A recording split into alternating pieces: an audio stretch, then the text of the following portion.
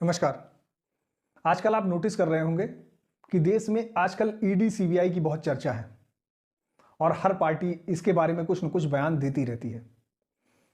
और कहीं न कहीं ईडी और सीबीआई और इनकम टैक्स के ऊपर भ्रष्टाचार के भी आरोप लगते जा रहे हैं कि सरकार जो है वो इनको अपनी एजेंसी के तौर पे, अपनी एजेंसी मतलब प्राइवेट एजेंसी के तौर पे चुनाव जीतने के लिए यूज कर रही है। इसी क्रम में आपको देखने को मिला बिहार में जिस तरीके से घटनाक्रम में परिवर्तन हुआ और वहां पर एनडीए की गवर्नमेंट बनी, नीतीश ने आरजेडी का साथ छोड़ा और वहां पे सरकार बीजेपी की बन गई, एनडीए गवर्नमेंट की बन गई, यानी कि बीजेपी सत्ता में आ गई। और अब लालू प्रसाद यादव और तेजस्वी यादव पे ईडी का डंडा चलना शुरू हो गया।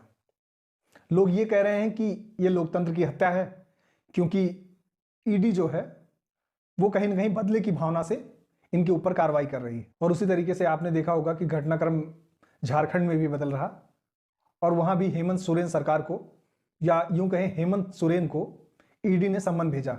और वो भी एक बार नहीं, 10-10 बार ईडी ने हेमंत सोरेन को सम्मन भेजा। लैंड स्कैम के मामले में, खनन के मामले में और भी एक मामला है, तो 3-4 मामलों में ईडी ने उन्हें समन किया। और एक नहीं, जब 10 बार समन करने के बाद भी हेमंत सोरेन ईडी के सामने पेश नहीं हुए तो ईडी ने इनके आवास पे छापा मारा। और जब आवास पे छापा मारा तो मालूम चला कि हेमंत सोरेन गायब है। और इतिहास में यह पहली बार हुआ है कि किसी एजेंसी के डर से राज्य का मुख्यमंत्री ही गायब हो गया। और गायब भी 1-2 घंटे या 4-6-10 घंटे के लिए नहीं, सीधे सीधे 24 से 48 घंटों के लिए मुख्यमंत्री गायब हो गया। अब आप उस राज्य की स्थिति समझिए कि जिस राज्य का मुख्यमंत्री ही गायब हो जाए एजेंसियों के डर से। अगर हेमंत सोरेन निर्दोष हैं तो फिर डर किस बात का? और अगर जो डर नहीं तो फिर भागे क्यों? इसके मतलब कहीं ना कहीं हेमंत सोरेन और हेमंत सोरेन सरकार जो है वो भ्रष्टाचार में लिप्त है। और अब रडार पे केजरीवाल है, लोग ऐसा कह रहे हैं। हालांकि केजरीवाल को भी 5 से 6 बार समन भेजा जा चुका है, लेकिन अब वो घिरते नजर आ रहे हैं। और इसी क्रम में लगभग जो लोग भ्रष्टाचार में लिप्त हैं, भ्रष्टाचार में डूबे हुए हैं, उनके ऊपर अब केंद्रीय एजेंसियां काम कर रही हैं। और इससे जनता पे भी बहुत पॉजिटिव रिस्पॉन्स है। और जिस तरीके से इन एजेंसियों ने भ्रष्टाचारियों के ऊपर कार्रवाई करना शुरू किया है, चाहे बिहार में हो, झारखंड में हो या दिल्ली में हो, इससे कहीं ना कहीं बीजेपी और मोदी गवर्नमेंट के ऊपर लोगों का भरोसा भी बढ़ता जा रहा है।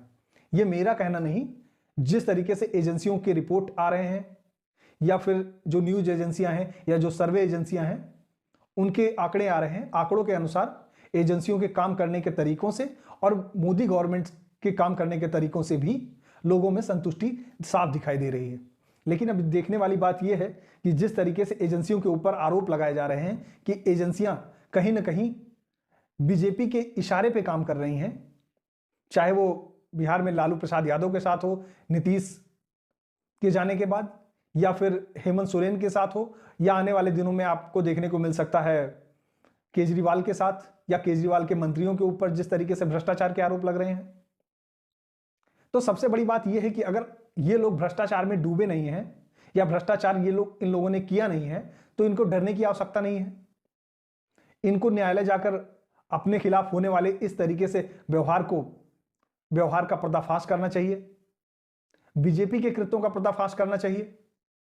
हाईकोर्ट जाएं, न्यायालय जाएं, सुप्रीम कोर्ट जाएं, इनके लिए तो सारे दरवाजे खुले हैं, क्योंकि ये तो रातों रात किसी के लिए भी डिसीजन ले आते हैं। सुप्रीम कोर्ट और हाई कोर्ट के दरवाजे रातों रात इनके लिए खोल दिए जाते हैं। तो अगर ये भ्रष्टाचार में लिप्त नहीं है, इन्होंने कोई स्कैम नहीं किया हुआ है, किसी भी टाइप की कोई हेराफेरी नहीं की है, तो फिर डर किस बात का? क्योंकि भाई एजेंसियां मान लीजिए समन भेज रही हैं, एजेंसियों ने समन आपको भेजा और समन के जवाब में आप अपना स्पष्टीकरण या रिकॉर्ड आप जाके दर्ज करा सकते हैं। और दर्ज कराने के बाद अगर आपके खिलाफ कोई भी सबूत नहीं पाए गए तो आपको न एजेंसियां गिरफ्तार कर सकती हैं और न साक्ष्य आपके खिलाफ नए बनाए जा सकते हैं। क्योंकि इतना समझदार तो आप और आपका पार्टी का सिस्टम है कि आपको इस तरीके से आपकी पार्टी या आपको किसी साजिश का हिस्सा नहीं बनने देगी। इन सारी कार्रवाइयों के बीच हम थोड़ी सी भी ध्यान से नज़र अगर इन सबके राजनीतिक करियर पर डालते हैं, चाहे बिहार में लालू प्रसाद यादव हों या फिर झारखंड में हेमंत सोरेन या उनके पिता शिबू सोरेन हों या फिर हाल फिलहाल में एक बड़ी पार्टी के रूप में उभर रहे केजरीवाल हों, सभी के चाल चलन कुछ अच्छे नहीं दिख रहे हैं। सारे देशवासियों को ये जानकारी तो है ही है कि बिहार में लालू यादव के टाइम पे किस तरीके से भ्रष्टाचार व्याप्त था और यूं कहें कि जंगल राज व्याप्त था। जंगल राज में किसी की कोई सुनवाई नहीं थी, लोग नाम बदल के छुपने पे मजबूर थे। कुछ लोगों का इस तरीके से दमन हो रहा था कि वो या तो बिहार से पलायन कर जा रहे थे या फिर अपने अस्तित्व को ही लेके अधर में लटके हुए थे। और चारा घोटाला और बहुत सारे घोटालों में उनका नाम उस टाइम पे भी आया और चारा घोटाले जैसे बड़े स्कैम में वो कन्विक्टेड भी हैं, मतलब उनको सजा हो चुकी है, अभी पेरोल पे बाहर है। ऐसे ही तेजस्वी यादव के खिलाफ नौकरी के बदले जमीन का मामला है और उनके नाम एक कंपनी भी दिखाई गई है, जो कंपनी उनके नाबालिग होने तक 250 करोड़ रुपए कमा लेती है और वो उसे 250 करोड़ के बंगले के रूप में तब्दील कर देते हैं। अब ईडी ने उनसे ये भी पूछा कि आप जब नाबालिग थे, आप उस समय पढ़ाई कर रहे थे, तो आपने 250 करोड़ की प्रॉपर्टी कैसे बना ली। हालांकि उन्होंने क्या जवाब दिया होगा ये तो तेजस्वी यादव ही जानते हैं। इन सारे सवालों का जवाब जनता भी जानना चाहती है कि किस तरीके से एक पार्टी के तौर पे लोग सत्ता में आते हैं जनता की सेवा करने के लिए और जनता तो उसी पायदान पे रह जाती है सिमट के। जनता तो अपनी मूलभूत आवश्यकताओं के लिए प्रतिदिन लड़ाई करती है और वही कंडीशन बनी हुई है कि रोज कुआं खोदते हैं, रोज पानी पीते हैं।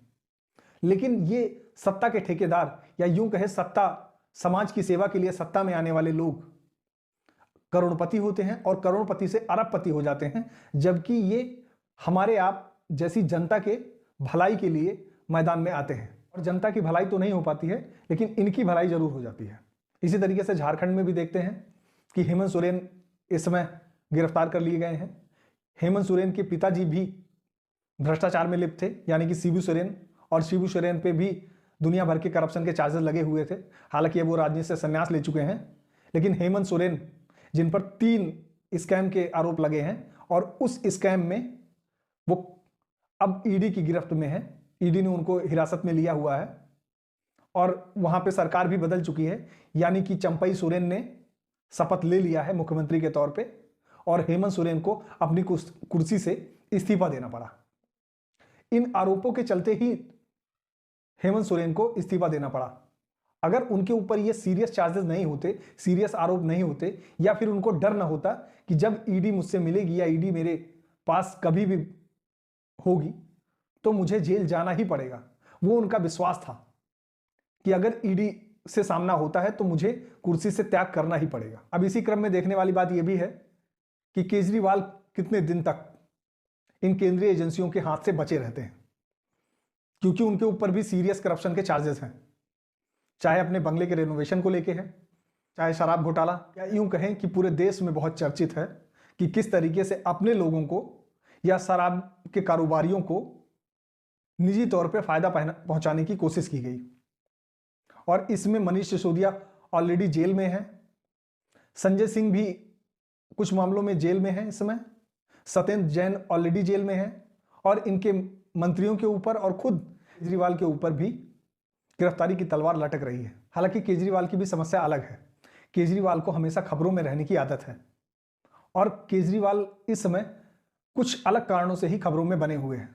लेकिन अब देखने वाली बात यह है कि केजरीवाल कब तक ईडी के शिकंजे से, अपने भ्रष्टाचार के आरोपों से अपने आप को बचा पाते हैं, क्योंकि भ्रष्टाचार तो हुआ है। अगर भ्रष्टाचार नहीं हुआ होता तो चाहे देश भर के जितनी भी पार्टियां हैं जो ईडी के ऊपर लगातार आरोप लगाती रहती हैं या सेंट्रल गवर्नमेंट के ऊपर लगातार आरोप लगाते रहते हैं कि अपने राजनीतिक रसूख को बनाने के लिए और सभी मतलब पूरे विपक्ष के ऊपर लगातार एक दबाव बनाने की कोशिश केंद्रीय एजेंसियों द्वारा की जा रही है। कहने वाली बात यह भी है कि जिस तरीके से देश की सबसे बड़ी तीनों सेंट्रल एजेंसियां, चाहे ईडी, सीबीआई या इनकम टैक्स, जब भी इन राजनीतिक पार्टियों के नेताओं पर रेड करती हैं या छापेमारी करती हैं और इनमें इन लोगों की संलिप्तता पाई जाती है, चाहे करप्शन के चार्जेस हों या इनके यहाँ से करोड़ों अरबों रुपए के कैश मिलने हों या फिर अपनी पद और प्रतिष्ठा का गलत तरीके से उपयोग करना हो, और जब इनके ऊपर शिकंजा कसा जाता है तो इसको ये सिरे से नकारते हैं। और ये लगभग देश की सभी पार्टियों का एक चरित्र बनता जा रहा है कि जब भी इनके ऊपर करप्शन के चार्जेस या उसके आरोप लगते हैं तो ये सिरे से उस चीज को नकार देते हैं, लेकिन बाद में वही सच जनता के सामने पेश होते हैं और वो सच भी होते हैं, लेकिन वो जीवन में ये बड़े नेता कभी भी एक्सेप्ट नहीं करते हैं, स्वीकार नहीं करते हैं कि हम भ्रष्टाचार में लिप्त हैं। कहीं ना कहीं हमारे आप जैसे जो लोग जनता में से ही आते हैं वो इन नेताओं पर आंख बंद करके भरोसा करते हैं, और उस भरोसे की परिणति ये होती है कि ये दिन ब दिन करोड़पति होते चले जाते हैं, अरबपति होते चले जाते हैं।